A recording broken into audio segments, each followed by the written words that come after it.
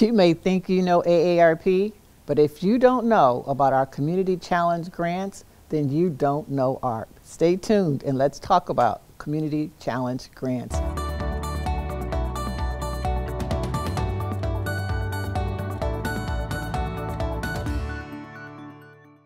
We've got, to talk about our Community Challenge grants, we've got people from different communities here. Hello, hello, hello, welcome.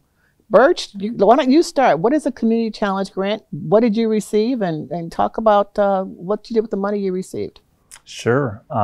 We applied for a grant to build an accessible boardwalk and deck in our Circle Forest project.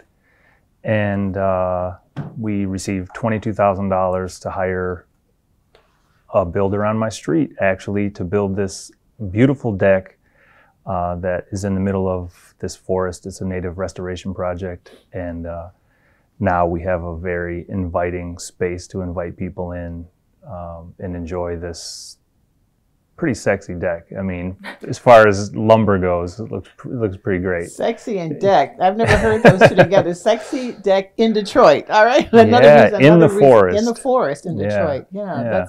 That's powerful. We want to talk a little bit more about that as well in terms of how it's being used and who's using it and that. But Erin, tell us about your project. Absolutely. Sycamore Park neighborhood, Lansing's made up of neighborhoods, and I work for the city of Lansing, and so I was working with an intern of ours, and it was like, okay, let's select a neighborhood and look at traffic calming, because of course COVID brought some people out, and when they wanted to get on the roads, they went a little faster. So we wrote for crosswalks around a roundabout that was adjacent to the Mount Hope Elementary School. Oh, nice.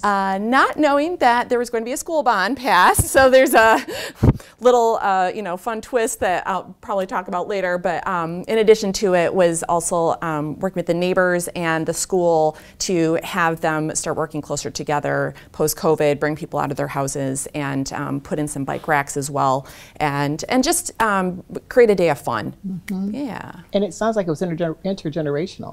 It was, yeah. So our neighborhood, so I actually lived there, so I should share that as well, is comprised of young families as well as people that have been in there for 40, 50 years. So it is, and a lot of times people will move away and come back. And so it's a really special place to live. We're right by the river trail, right by Potter Park Zoo. And yeah, it's very much a place where we want to encourage people, especially all ages, to come out and play, be with people, and be active, period. And we love that. I mean, so much of what we should be doing should be intergenerational, working together as families and going to parks and riding bikes. Those are things that are healthy and non-political and just fun. And talk about your fun project, Josh. I work for Greater Flint Health Coalition in Flint, but also we work with Genesee County. And we put in community gardens, and not just the ones you think about with a gazebo and some tomato plants and some flowers, but we're actually trying to produce food to help with food insecurity. So we have them at senior centers, we have them at food pantries, and they're actually growing and have been for 2 years now. We got the grant in 2022. They're producing fruits and vegetables right for the people that are coming to their organizations for help. So we're trying to impact that, and really AARP helped us kind of make that a pilot. And now we're going for even more funding with like the USDA to increase the amount of gardens that we can put in the county. Well, as someone who sits on the Food Bank Council of Michigan Board, food insecurity and having access to fresh fruits and vegetables is something that's near and dear to my heart. I'll tell you that. Although I had nothing to do with the voting, but it's near and dear to my heart. So, so that also sounds like it's something that the entire neighborhood can take advantage of and get access in deserts where there aren't any food deserts where there aren't any fresh vegetables and fruit. So, I mean, so we've got Flint in the house, we've got Lansing, we've got Detroit in the house. They're all doing something very different, but you're all impacting the communities. Talk about how this work has changed the community. Who wants to go first? I'm happy to. Okay. So what's interesting, the crosswalks, what I didn't realize is that we would be a trendsetter. So it kind of created a ripple effect. So we had City TV, which is out of the city, our cable access, do a little video, and it got picked up by other neighborhood associations that then applied for local grants so they could do the same thing, and then inspired having local artists come out. And so, yeah, and then I got contacted like a local expert, which was kind of, I was like, wait a minute here. So, but it helped create this format for how other neighborhoods could do the same, but make it uniquely to their own. And sometimes just having a little seed money, which is what AARP provides. I mean, we're not renovating entire neighborhoods, but the amount of your grant, Birch, was how much? 22,000. 22,000. And Aaron? 6,000. Josh? 15. Yeah, so I mean, that's like you said, and that helps you to get more money. It begins the process, and it legitimizes to some degree the work that you're doing. And this doesn't require city council approval or any of that. It's neighborhoods, people beautifying their own projects. How has your project changed? I mean, you've already mentioned it a little bit about people having access, but. Well, talking about that community model, that's what the structure of our program is like with I call it the Food Production Initiative. That's just the name that I came up with it because I couldn't think of anything else, but that's what we call it right now. But we try to push money and technical assistance out to the communities, give them what they need, and then we let them do the rest. I had some sites who needed help finding somebody to fix a greenhouse. I had other sites who didn't need me and just said, "Hi, Josh," when I came by to take pictures. So we let them make the decisions, and then, for instance, First Union Missionary Baptist Church in Flint has an entire field of greens that were just harvested a few weeks ago, and they're going to be providing culturally relevant foods to the people in their neighborhood. Nice. So they decided what to grow, and that's what they're doing at all these sites. They decide what the people that they're serving want to grow, and those people have an input too as they go in and pick the gardens and talk to the people who are doing it, and then they can say, this is what we want to grow, and then they get that, and then they're actually able to access those gardens on a regular basis. Are there any other models like that in the state? I don't know. I just started and got going. I started off in food pantries and realized that we have such a problem with getting healthy food in the right amounts to the right people at the right time. And when you're growing it in a neighborhood, we have one Calvary church in Flint that the neighborhoods just rally behind them. They're doing community events. People are coming out of their houses to come to these gardens. So we just started and got going. And if we see a good idea or if we can share one, we do that. But that's just kind of how I work. It's straight ahead and good for you. So right on. It was an idea that you birthed, and here we are today. You're on our Real Possibilities TV show talking about that idea and that nugget that you had, that seed that you planted some time ago. Do people have to qualify for the food? Or do no. They just, that's nice. Like for instance, at the food pantries, they've started building produce stands where people can stop and go right to the produce stand. Because some of them do like a drive-through model where they'll have hundreds of cars in line, some of them. But they can also just walk right into the garden and pick it. At their senior centers, they put it out on tables. I had one small one in a park. The park adopters just put in a little produce stand, and then they had a little map with what was growing in the garden in little baskets so people could go take the map. Lovely. And they even laminated the map, so it really worked out well. So people really can go in when they want to get what they want, and that's a big part of what we're trying to do. I often said if I moved again, I would move near some type of a garden or a place where you could just go get fresh food on the way home rather than having to get it ahead of time. Talk to us about Detroit's sexy deck. Well, I like something you said about the grant legitimizing the project, because this project, the Circle Forest, is a native restoration project, which looks like a lot of, there's a lot of new trees planted, a lot of wood chips around, and a lot of the non-native species that we had to cut, we kept the wood on the site. So in the early stages, there was a lot of wood flying around, cut up wood. We even cut tree trunks in half to make pathways for the kids. Oh, nice. Anyway, it looked a little bit rough and natural, but once this deck went in, people took us really seriously. They were like, "Oh, you guys are serious." They just kind of thought like, I don't know, looked like some hippies doing a project, And it's actually, the space is 12 vacant lots, the size of a football field actually. Wow. And the deck is kind of a centerpiece now. There's like, you can see it from the street, and it just got people really interested in taking us seriously. And so we call it the Barb Rennie Memorial Walk and Roll. Barb Rennie was a neighbor of ours who was in a wheelchair, and she passed 20 years ago, but we wanted to honor her. She taught us a lot about accessibility, and her partner's always putting 36-inch doorways in every building that he works on, and ramps to the houses and stuff like that. And this was a chance to just to honor that history of the neighborhood. Lovely. And so there's a few people in wheelchairs. They're kind of limited to the streets, and we're like, it's fun to kind of test all our new projects. We'll get Freddie and be like, hey, let's see if you can roll on this surface. Let's see if we can get you all the way in here.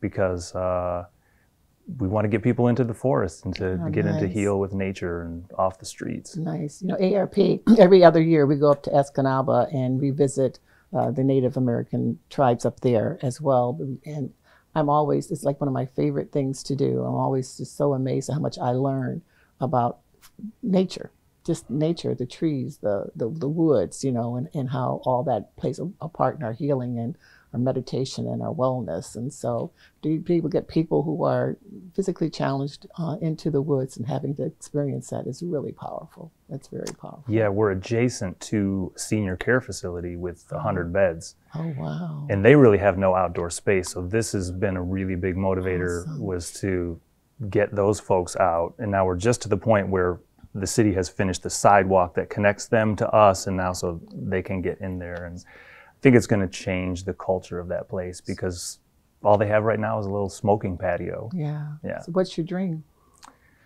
My dream is to just see people from Mission Point out there all the time, to see wheelchairs rolling across the boardwalk, and then it continues onto an accessible gravel path that's a full loop. So if everybody at that care facility was out there every day and did one loop and then sat on the deck and just looked at the trees, that's, to me, that's success. Yeah, that's Yeah. nice. It doesn't always take, you know, people think about projects with bricks and mortar and, you know, having huge contracts, but neighborhoods are making a difference, and it's making the neighborhood more livable and more age friendly.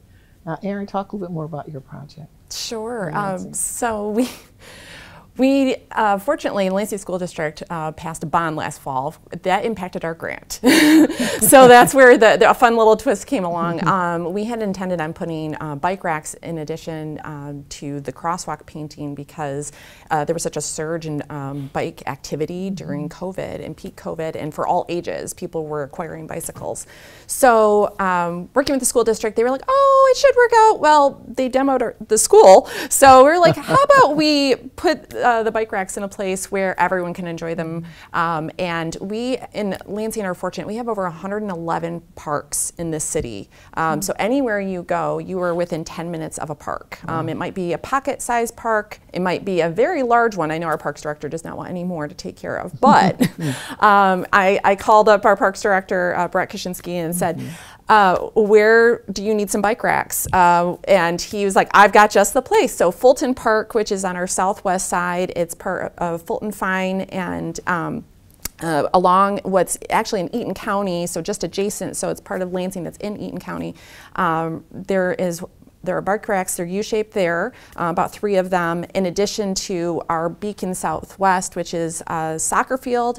It's kind of a partner to our Beacon here at Ferris Park. And so I've had a couple neighborhood organizations that were like, we got these lovely bike racks and we don't know where they came from. And I was like, well, I do. So yeah, everybody fortunately gets to benefit from it, and it's right along the river trail. And so yeah, it's a nice addition to just encouraging people to get outside, and again, people can use it all ages. So, And that's and more and more people are biking. I heard you all talking about biking, that you might be doing some biking today, even though the weather. I mean, it's like I need a coat on and a hat and some mittens. But biking is really popular. It's growing in popularity amongst all ages, young and old as well. You know, we were talking about these projects, and we were talking about along the river and how people can go, they can park their bike. We were visiting Grand Rapids, and the mayor there, Rosalind Bliss, has done a phenomenal job doing something similar, bike racks as well as exercise equipment right alongside. So for young and old, so you can stop, you can do some stretches, you can do some whatever, and same thing here in Lansing, you know, along the river. So it's becoming more and more popular to have that intergenerational, young and old, getting out, exercising and working together. And we're proud to have had some kind of made a contribution to make that happen. What made you apply for the grant? People out there listening and think, okay, I'd like to do this in my neighborhood. I'd like to do that in my neighborhood. What made you apply? What was the stimulus behind it? Did you see it online, or how did you apply for this grant? What made you think about, oh, let me try that?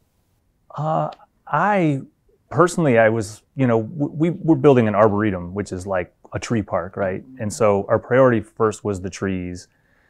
And after we put a bunch of trees in, I realized benches were next. Like, that'd be great to have people sit and I mean, it seems kind of funny that it was an afterthought, but it was. And then once the benches were in, it's like, how can we get more people in here, right? How can we make it accessible for everybody? So the pathways was the next challenge. And somebody told me about the AARP grant, and I was like, oh, this is perfect. And we can do it really big, like with that deck, like, you know, not just accessible, but also really beautiful. And it was actually a fun application, and obviously it was a success for us. It was not a difficult application. Were you surprised?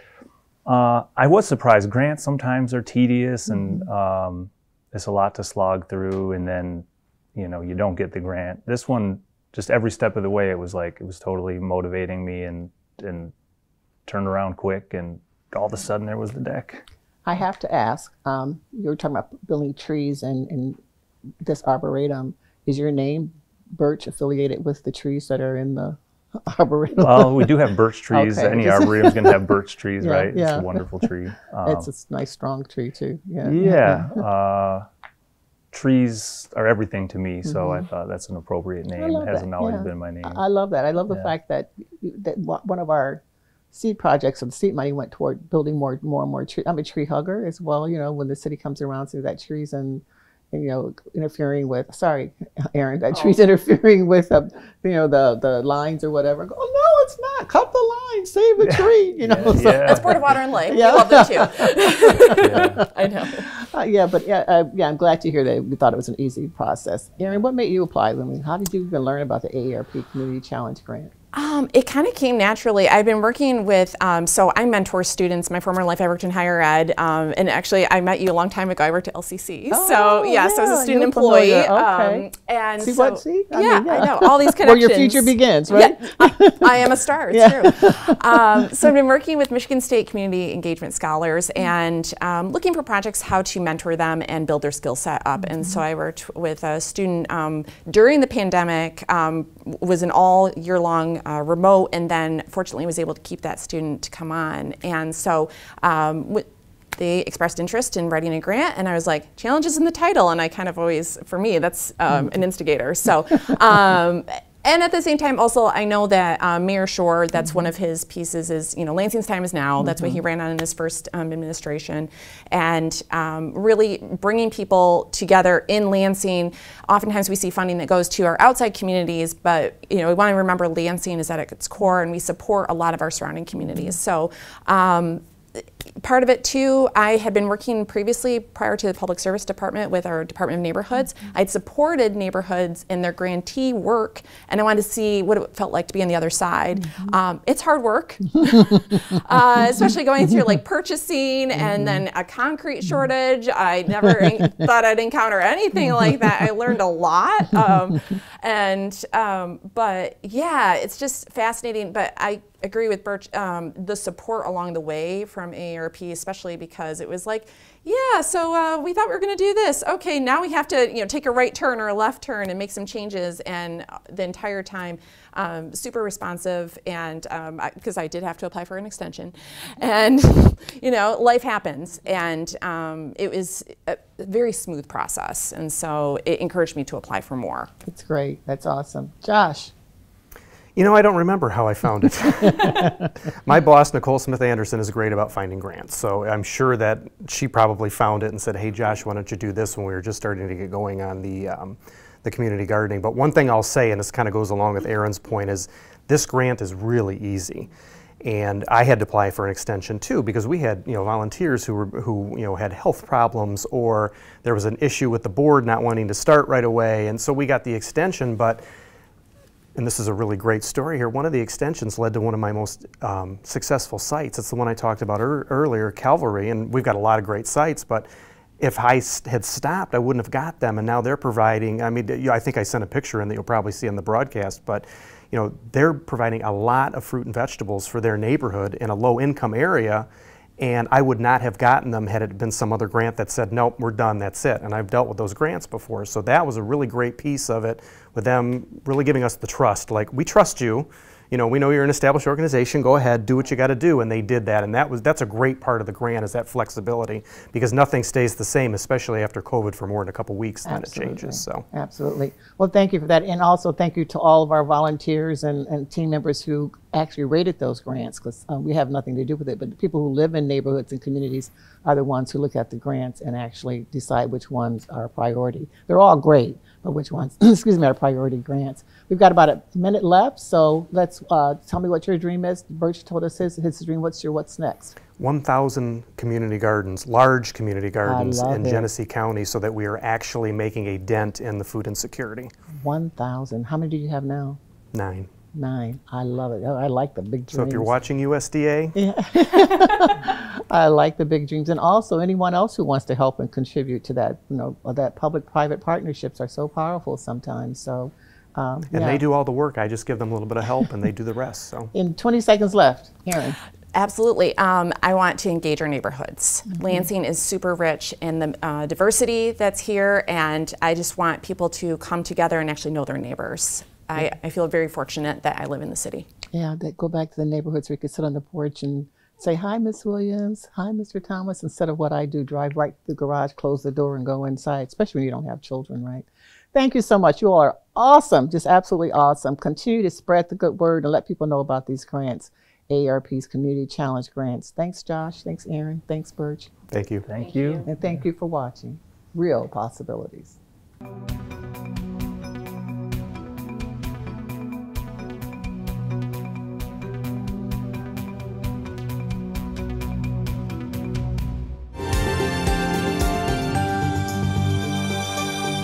Hi, my name is Rachel Wheelock, and I'm a PA here at Great Lakes Center of Rheumatology. I'm here today to talk to you about osteoporosis and osteopenia. Osteopenia is the precursor to osteoporosis, and osteoporosis is a disease of the bones where we start to lose our bone density and our bones can become brittle. This is important to screen for as it can lead to fragility fractures, which are debilitating and can be very life-altering, increasing medical costs and affecting your daily activities.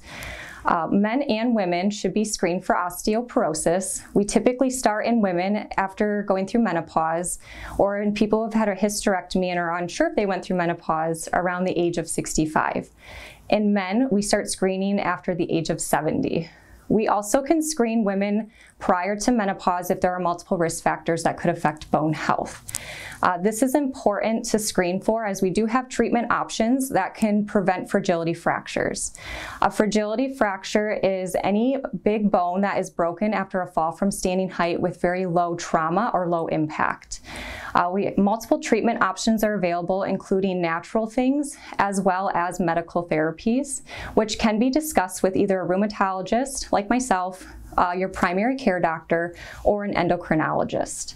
Some risk factors for osteoporosis include having an autoimmune disease like lupus, rheumatoid arthritis, or psoriatic arthritis, having an excessive history of caffeine intake, a prolonged history of smoking, and also alcohol abuse can also lead to poor bone health.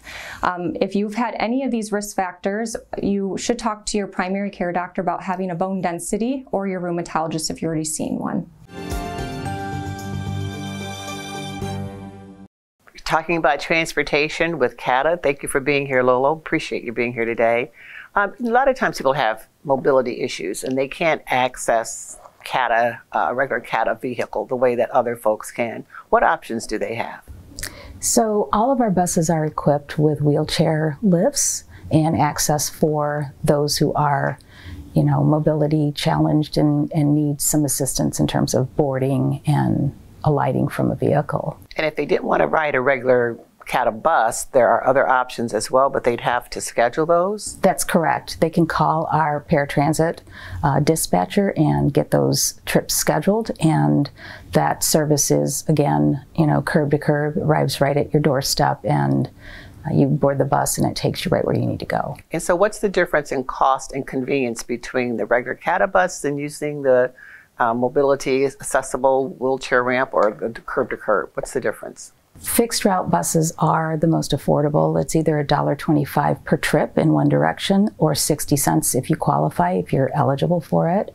The other option is Spectran, and that is $2.50 per one-way trip. Well, that's very reasonable, particularly with the cost of gas. So when you say 60 cents, what's the difference between if I qualify for the 60 cents ride versus the $1.25 ride? So in terms of our conversation today, 60 cents would be applicable to senior riders, and they would just need to get a CATA card, CATA Club card, and that would be what they show the operator when they board the bus. Excellent. And they get that 60-cent fare. We need to make certain that people know about that. And so the senior is starting at what age? 45? 65. 50? Oh, okay. I was just Yeah. at 65 years old. All right. So that's news that you can use from CATA. Thank you for being here today. Hi, Chris. Glad to have you with us again. You know, we talked previously about probate, and if you have a will, you automatically have to go to probate, and if you have a trust, not necessarily. What is probate? Yeah. So probate is a court process where basically if you haven't created your own rule book, a comprehensive estate plan, the courts have, or the government has a rule book for you. And you could end up in probate while you're alive, as well as when you pass away. For example, let's say you get in a car accident and you've never put together your estate plan, and someone needs to make decisions with regards to your care, they're going to have to petition the court to become a guardian. And if you happen to have money, they're going to petition the court to also become a conservator. And the way you avoid that is by having a financial and medical power of attorney. Then also we have probate upon death, and most people are more familiar with that. And most people know they want to avoid it because it's a court process, it's time consuming. By statute in Michigan, it goes at least 5 months. And also it's costly. 3 to 5% of any assets going through probate get eaten up in fees. Wow. So if someone is married, their spouse does not automatically have a decision about their medical condition or their long-term? Correct, yeah. So there was a situation, Terry Schiavo, she was a woman down in Florida. She was in a vegetative state. Her husband wanted to remove her from life support. Her family wanted her to remain. And it became a big court battle that lasted over 8 years. She didn't have any medical power of attorney. So yeah, even if you're married, or even if you have adult children, you need to put together at least those disability documents, the financial power of attorney and the medical power of attorney, to avoid the guardianships and conservatorships. And then they go to probate, or the attorney will then file them upon your... Yeah, so that will help you avoid probate. We want to stay out of probate. And then to avoid probate upon death, we need to understand estate administration. And assets can pass through joint ownership, beneficiary designation, trust, but if it doesn't pass through one of those first three, then it ends up going into probate. And that's what we want to avoid. So people need to plan so they don't get caught up in all of this. Correct. Thank you. Yeah.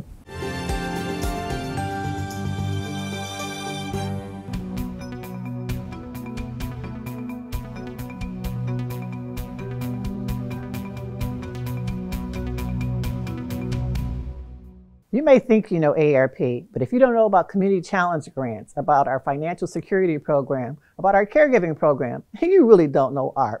Visit our website and learn more about AARP Michigan.